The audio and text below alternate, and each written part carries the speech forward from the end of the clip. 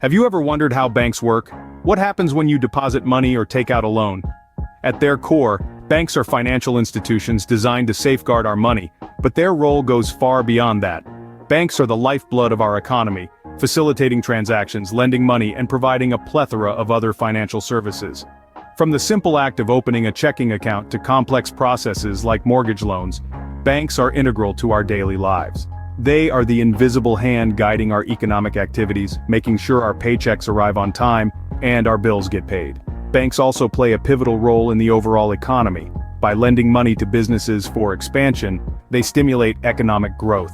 They also act as intermediaries, moving money from savers to borrowers, from where it's idle to where it's needed the most. Today, we'll take a deep dive into the workings of a bank.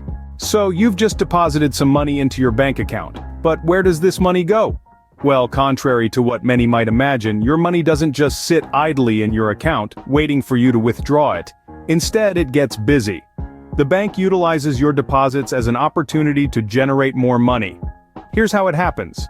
When you deposit money into your bank, a portion of it is kept aside as reserves. This reserve requirement is a fraction of your deposit, hence the term fractional reserve banking. The reserve is there for you and other customers to withdraw funds whenever needed. But what about the rest of your money? It doesn't just sit there. The bank uses it to provide loans to other customers. That's right, your money could be helping someone start a business, buy a home, or even finance their education. Now you might be wondering, how does the bank benefit from this? Well, when the bank loans out your money, it charges interest on these loans. This interest is a primary way banks earn revenue, but here's where it gets even more interesting. When a bank loans out money, that money eventually gets deposited back into the bank, either the same one or a different one.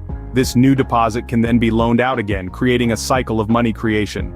This process is a fundamental concept in banking and economics. It's how banks create money, not by printing it, but through the process of lending.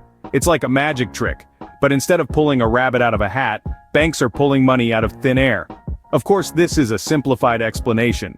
The actual process involves more complex mechanisms and regulations to ensure financial stability and prevent excessive money creation, which could lead to inflation.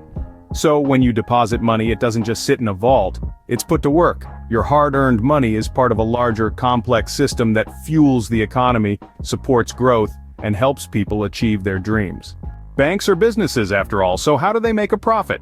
Well, there are two primary ways banks earn money: through interest on loans and fees for services. Let's dive deeper into these. Firstly, interest on loans.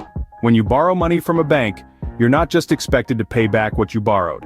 There's a little extra on top, known as interest. This interest is essentially the cost of borrowing money, and it's one of the main ways banks make money. Here's how it works. Let's say you take out a loan of $5,000 with a 10% annual interest rate.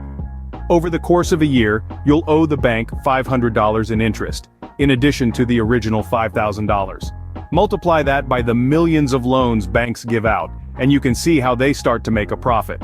The second way banks make money is through fees for services. These services can include anything from maintaining your checking account, to processing checks, to providing overdraft protection. Some banks even charge a fee if your account balance drops below a certain amount. Each of these fees might seem small on their own, but when you consider the sheer number of customers each bank serves, those fees add up to a substantial income. It's also worth noting that banks often invest the money they hold. They might purchase securities, for instance, which can provide them with income from dividends or interest. However, the primary sources of income for most banks remain interest on loans and fees for services. So, there you have it, the secret to how banks turn your money into their profit. It's a delicate balance of providing valuable services while also ensuring they generate enough income to stay in business. The next time you're charged a bank fee, you'll know exactly where it's going.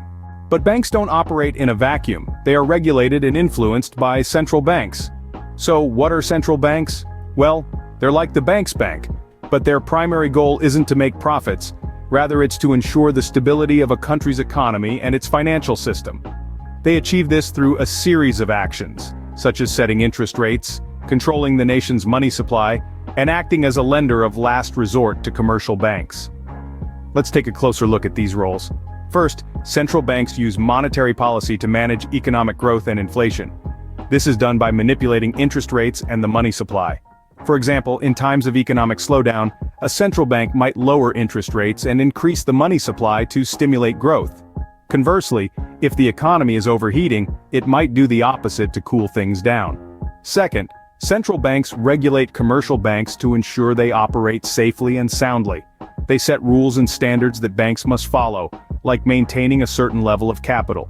Central banks also inspect banks regularly to make sure they're in compliance. This oversight helps prevent bank failures that could disrupt the economy. Lastly, central banks act as the lender of last resort. This means that if a bank is in trouble and can't borrow from other banks, it can turn to the central bank. This role is crucial during financial crises when banks might face a sudden shortage of funds. But why do we need central banks? Can't banks regulate themselves? Well, without central banks, the banking system would be much more susceptible to economic shocks and crises. Central banks provide a stabilizing force, helping to smooth out the ups and downs of the economy. They also help prevent bank runs, where a loss of confidence leads depositors to withdraw their money en masse, which can cause a bank to collapse. In conclusion, while banks are the lifeblood of our economy, central banks are the guardians of that lifeblood. They play a vital role in ensuring the stability and health of our financial system. Without central banks, our banking system would be a lot more volatile. Banks face risks just like any other business, but what safeguards are in place to protect your money? Banks, like any other business, are not immune to risks. They face a variety of them, and two of the most significant are credit risk and market risk. Let's start with credit risk.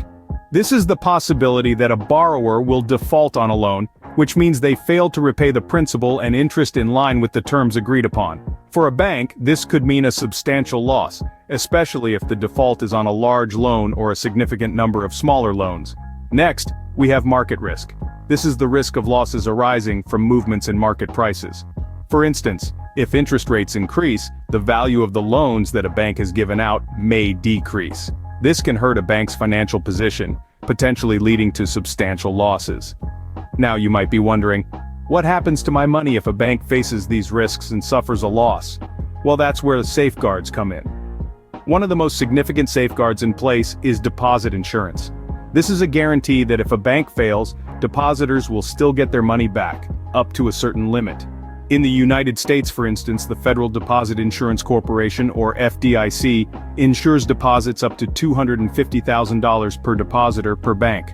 What this means is that even if a bank were to fail, you wouldn't lose all your money. Instead, you would get back up to the insured limit from the FDIC. This, in turn, helps maintain confidence in the banking system, because people know that their money is safe, even if the worst were to happen.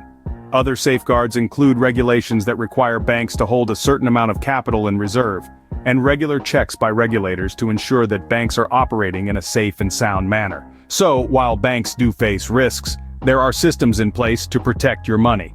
Banks play a crucial role in our economy, even if their workings can seem mysterious at times. To demystify, when you deposit money into a bank, it doesn't just sit there.